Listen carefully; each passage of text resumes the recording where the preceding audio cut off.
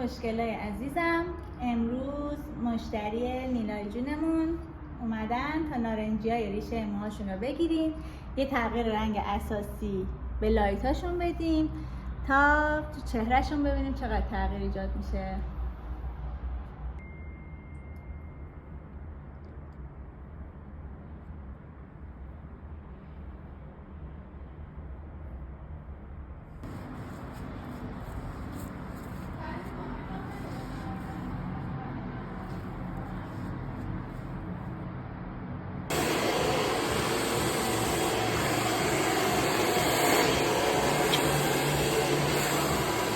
اینم اتمام کار مشتری نیلای جونمون.